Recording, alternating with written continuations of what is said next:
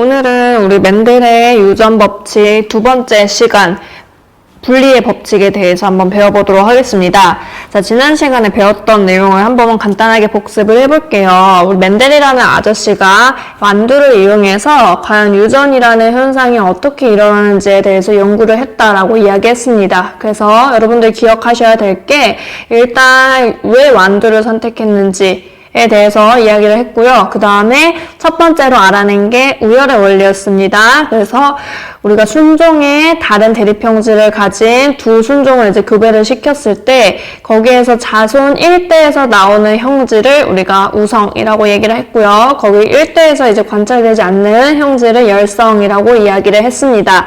자, 그러면 이 내용 한번 복습을 해볼게요. 순종 완두 두 개를 교배를 시켰습니다. 자손에게 대립형질 중에서 뭐만 나타난다는 거 알 수 있죠? 그쵸? 우성 형질만 나타나게 됩니다. 자, 그렇다면 순종의 노란 완두랑 초록 완두를 교배를 시켰어요. 그랬더니 노란 완두만 나타나는 것을 볼 수가 있습니다. 따라서 노란 완두가 뭐다? 우성이라는 걸 알 수가 있습니다.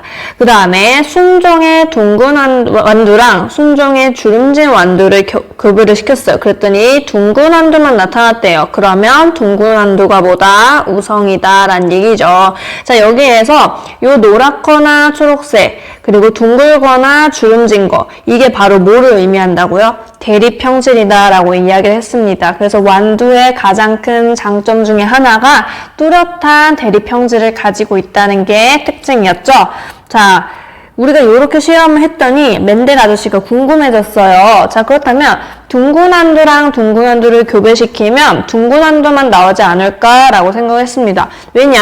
이 둥근색은 뭐예요? 우성입니다. 그리고 얘도 우성이에요. 자, 우성은 두 이제 부모 사이에서 나온 자식에서 무조건 나타나는 형질이다라고 생각을 했기 때문에 그냥 우성이랑 우성을 교배시키면 당연히 우성이 나오지 않을까라고 생각을 한 거예요. 자, 그런데 실제로 실험을 해봤더니 자손 1대끼리 또 교배를 시켰어요. 얘랑 노란색이 아까 우성이라고 했죠? 노란색이랑 노란색을 교배를 시키면 노란색만 나올 줄 알았는데 초록색이 나왔다는 얘기입니다. 자, 그런데 그것도 일정한 규칙성을 가지면서 나온 것을 실험을 통해서 알 수 있었습니다.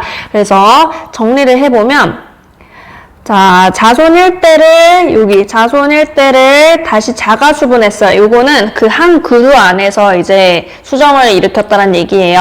자, 그래서 자가수분을 해서 자손 2대를 얻었어요. 그랬더니 자손 2대에서는 우성과 열성이 정확히 3대 1의 비로 나타난다는 것을 알게 된 겁니다. 됐죠? 자, 그러면 이 실험을 좀 더 구체적으로 보도록 하겠습니다. 자, 맨델 아저씨가 이 말도 안 되는 일을 설명하기 위해서는 이제 가설이 있어야 되는 거예요. 이래서 3대 1이 나올 것이다 라는 생각을 이제 한 거죠. 왜냐? 안 그러면 이 초록색이 왜 나왔는지를 설명할 수 있는 방법을 모르기 때문에 우리가 왜 하필이면 초록색이 굳이 숨어있다가 나온 걸까라는 거에 대해서 이제 이유를 찾게 되는 겁니다. 자, 맨델의 가설 한번 보도록 할게요. 첫 번째는요. 생물에는 한 가지 형질을 결정하는 한 쌍의 유전인자가 있으며 이 유전인자는 부모에서 자손으로 전달된다라는 가설을 세웠습니다. 지금 우리가 봤을 때는 당연한 내용 아니야? 라고 생각을 할 수 있지만 이 당시에는 유전에 대한 개념이 없었어요. 그렇기 때문에 지난 영상에서 왜 물감을 섞어서 유전이 된다 이런 얘기 했었죠. 물감 섞이듯이. 근데 이 아저씨는 아예 우리 몸에 있는 여러 가지 형질들이 있을 거예요. 그쵸? 자, 그런데 그 형질을 결정하는 유전인자가 따로 있을 것이다 라고 이제 가설을 세운 거죠. 자, 그 다음에 한 쌍을 이루는 유전인자가 서로 다르면 하나의 유전인자만 형질로 표현된다. 그리고 나머지는 표현되지 않는다 라고 이야기를 했습니다. 즉, 우리가 어떤 세포 안에 둥근 유전자랑 둥근 유전자를 같이 무조건 가지고 있는 거예요. 이럴 경우에는 뭘로 표현된다? 둥근 걸로 나타난다는 얘기입니다. 그런데 만약에 어떤 세포 안에는 둥근 유전자랑 주름진 유전자가 같이 있어요.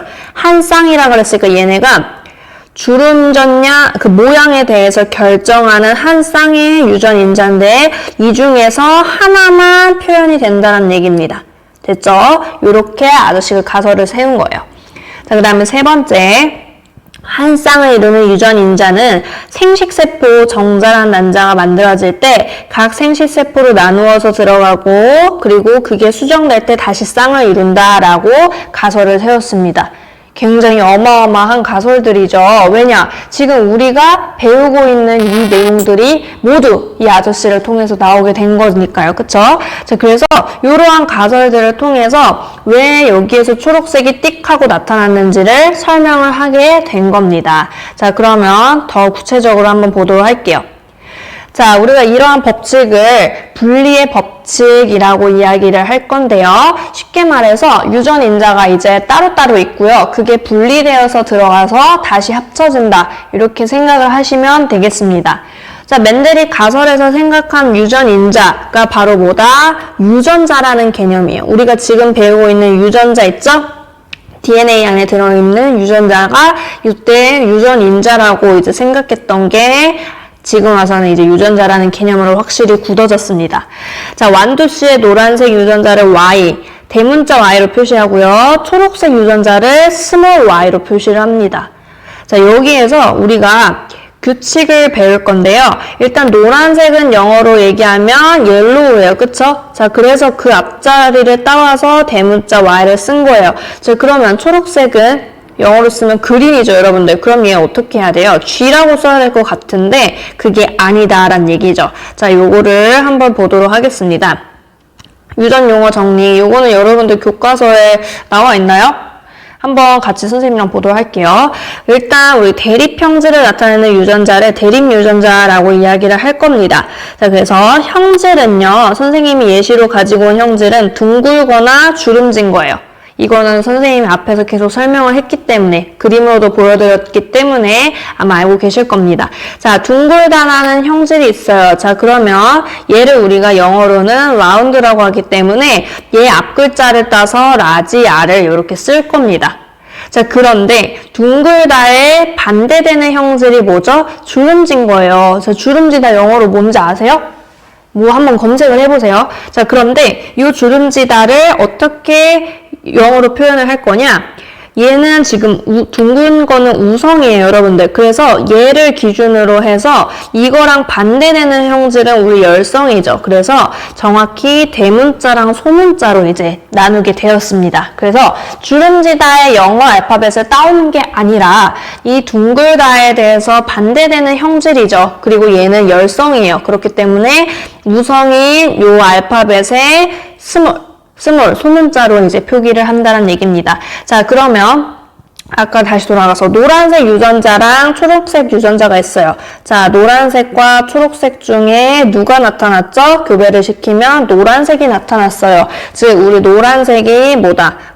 우성이다 라는 것을 배웠죠. 자, 그럼 노란색은 영어로 뭐다? 옐로우예요.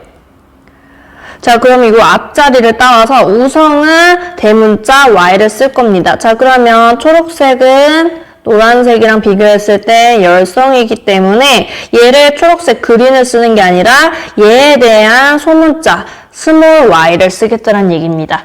됐죠? 요거를 꼭 알고 계셔야지 여러분들이 이후에 영상을 보는데 굉장히 수월합니다. 자, 그럼 여기 있는 문제 한번 풀어보도록 할게요. 순종의 둥근 완두예요. 자, 둥근 완두면 일단은 라지 R을 써줘야겠죠. 그쵸? 자, 그런데 우리 맨델의 가설에서도 나왔습니다. 모든 유전자는 한 쌍으로 존재를 해요. 자, 그러면 순종이라고 했잖아요, 여러분들. 그러니까 이 한 쌍을 구성하고 있는 유전자가 같은 애들을 우리 순종이라 하고 다르면 잡종이다 하기로 얘기를 했었죠. 자, 그래서 순종 둥근 완두는 똑같은 대문자리 두 개가 있는 겁니다. 자, 그렇다면 잡종 둥근 완두를 볼게요. 잡종은요, 일단 둥그니까 뭐가 있어야 돼요? 그쵸, 라지알이라는 유전자가 있어야 되는데요. 이때 여기에 A가 올지 B가 올지 C가 올지 D가 올지 이렇게 생각을 하면 안 된다는 얘기예요.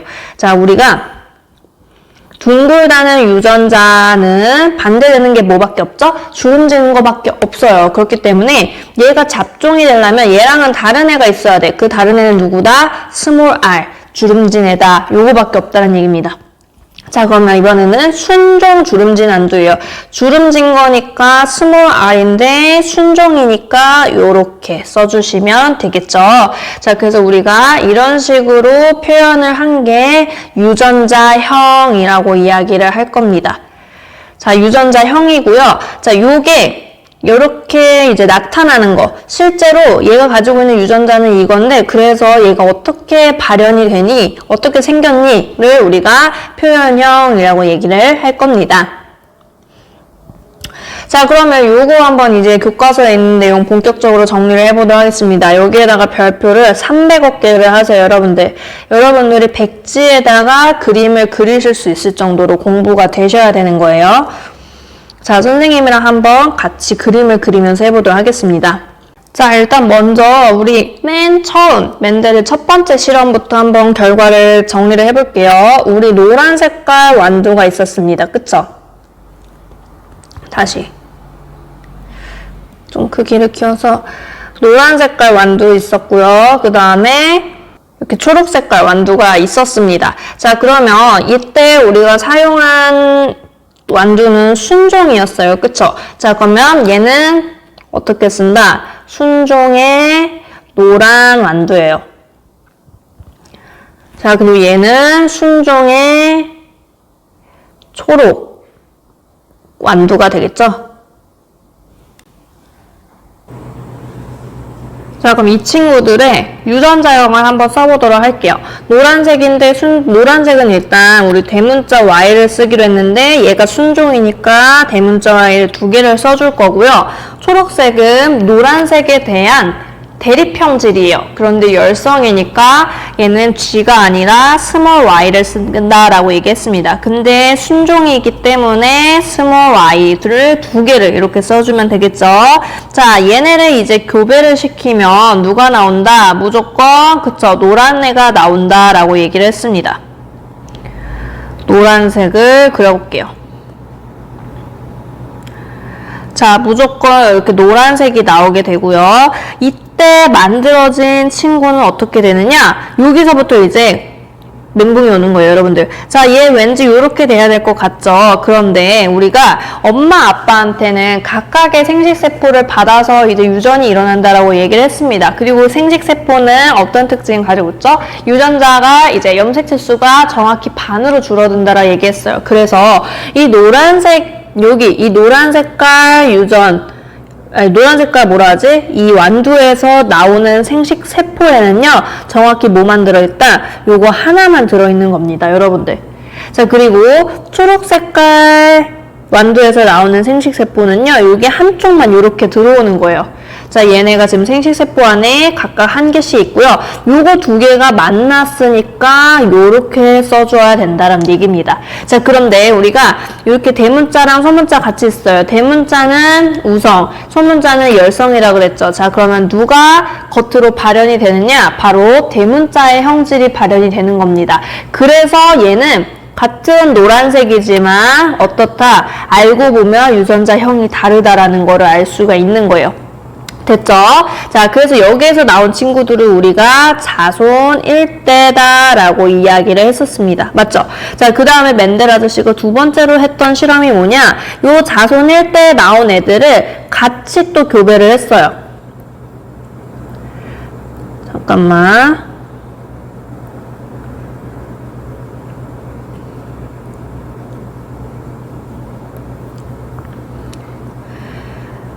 자, 그 다음에 멘델 아저씨가 그 다음 한 실험이 뭐냐? 요 자손 1대에 나온 친구들을요, 다시 지네들끼리 또 교배를 시킨 거예요, 여러분들. 자, 그러면 자손 1대에 나오는 친구들은 무조건 요거밖에 없는 겁니다. 대문자 Y, 소문자 Y가 있는 유전자형을 가진 애들.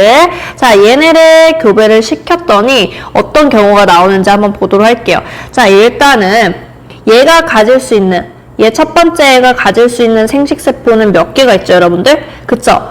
얘를 반으로 쪼갠다고 생각을 해보세요.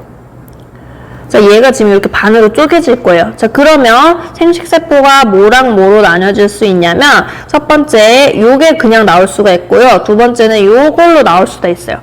자, 그리고 얘도 똑같아요. 이게 나올 수가 있고 요게 나올 수가 있는 거죠. 자, 그러면 우리가 지금부터는 경우의 수로 이제 이야기를 한다는 얘기입니다.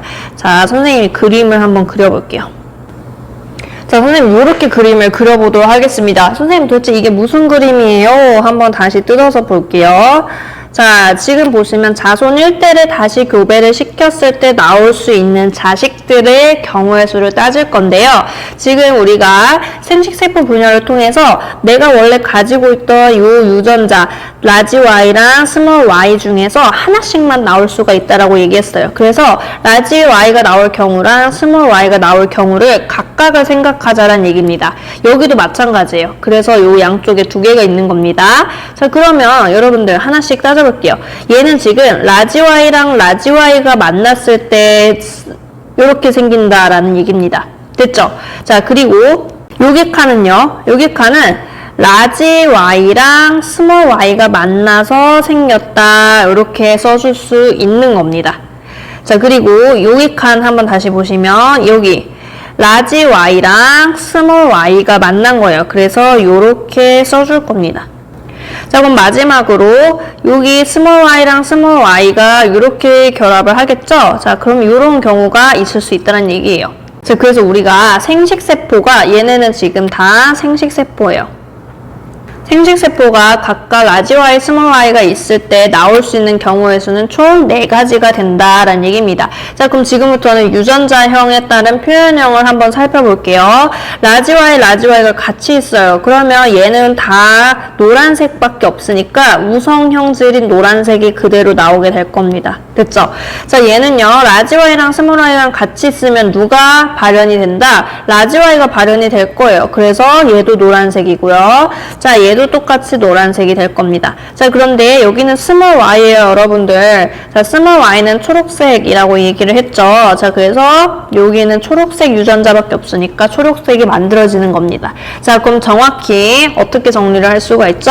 노란색 대 초록색의 비율이 몇 대 몇이다? 3대 1이다 라는 것을 알아낼 수가 있는 겁니다. 자, 이렇게 설명을 하기 위해서는 반드시 멘델이 아까 이야기했던 가설 3가지가 포함이 돼야 되는 거예요. 멘델 아저씨가 이야기했던 가설이 뭐죠, 여러분들? 첫 번째로는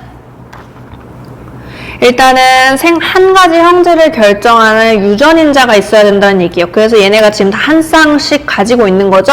자, 그리고 나서 이 유전인자가 서로 달라요. 만약에 다르면 그 중에 하나만 표현이 된다는 얘기입니다.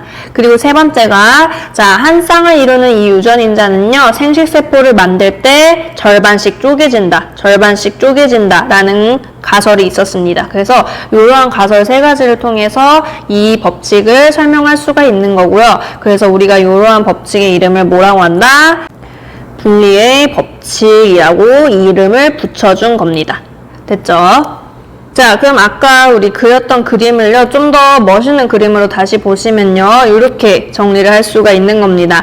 여기에서 포인트는 생식세포는 반반씩만 들어오게 된다라는 얘기고요. 그쵸? 자, 그리고 자손 1대에서는 무조건 노란색만 만들어지고 이 노란색은 우성이다라고 얘기했습니다. 그리고 얘네를 똑같이 이제 또 수분을 시킬 거예요. 자가수분을 시키면 여기에서 만들어지는 생식세포가 각각 라지 Y, 스몰 y, 라지 Y, 스몰 y가 만들어질 수가 있게 되고 얘네가 결합했을 때의 경우의 수는 이렇게 4개가 나오는 겁니다. 그래서 자손 1대에서 또 이제 수분을 시켜서 나온 애들은 자손 2대라고 했고요. 얘네를 또 만약에 이렇게 수분을 시켰어요. 그러면 자손 3대 이런 식으로 이제 되는 거겠죠. 자, 그래서 우리 유전자형의 B랑 표현형의 B 요걸 꼭 알고 계세요, 여러분들. 자, 일단 표현형은 뭐다? 겉으로 드러나는 형질을 우리 표현형이라고 한다 했어요. 그래서 노란색 대 초록색이 3대1의 비율을 가지고 있습니다. 그런데 유전자형은요, 겉으로는 똑같은 노란색일지라도 유전자를 따져보면은 다르다고 했죠. 대문자 Y가 2개일 수도 있고요. 대문자, 소문자가 각각 있을 수도 있어요. 얘랑 얘는 지금 표현형은 같은데 유전자형이 다른 경우예요. 그럴 때 유전자형의 B는 이렇게 1대 2대 1로 나온다라는 거를 알고 계시면 되겠습니다. 자, 그래서 우리가 이렇게 분리의 법칙을 한번 살펴봤습니다. 자, 여기가 바로 이제 분리의 법칙이 되겠죠. 쌍을 이루고 있던 대립 유전자가 감수 분열이 일어날 때 분리돼서 서로 다른 생식세포로 들어가는 유전 원리를 분리의 법칙이라고 얘기를 합니다. 그래서 요 아저씨가 드디어 뭐라고 얘기하느냐? 유전자는 물감처럼 섞이지 않아 라고 얘기를 하는 겁니다. 굉장히 이제 쇼킹한 내용이 된 거죠. 자, 그렇다면 유전이란 무엇일까 정리하겠습니다. 생물이 지니고 있는 여러 가지 특성을 형질이라고 하고요. 그 형질이 자녀에게 전달되는 현상을 유전이라고 한다라고 얘기했습니다. 자, 부모의 형질이 자손에게 전달되는 현상 뭐라고 하죠? 유전입니다. 쌍을 이루고 있는 대립 유전자가 감수 분열이 일어나서 분리돼서 서로 다른 생식세포로 들어가는 유전 원리를 뭐의 법칙이라고 한다? 멘델의 법칙. 이러면 절대 안 돼요, 여러분들. 멘델의 법칙이 많아요. 그래서 그 중에서도 분리의 법칙이다 라고 꼭 밝혀주셔야 됩니다. 자, 분리의 법칙에 따라 한 쌍의 대립 유전자가 분리되는 것은 감수 분열과 관련 지을 때 어떤 단계에 해당을 하나요, 여러분들? 자, 그쵸. 우리 감수 1분열에서 상동 염색체가 분리돼서 각 딸세포에 들어가는 단계에 해당한다. 이렇게 대충 설명을 하시면 되겠습니다. 자, 그래서 우리가 이번 시간까지 해서 이제 멘델의 첫 번째 실험과 두 번째 실험의 결과를 살펴봤고요. 자, 다음 시간에는 멘델 아저씨가 또 실험을 많이 했어요. 그래서 그 실험에서 알게 된 원리에 대해서 또 배워보도록 하겠습니다.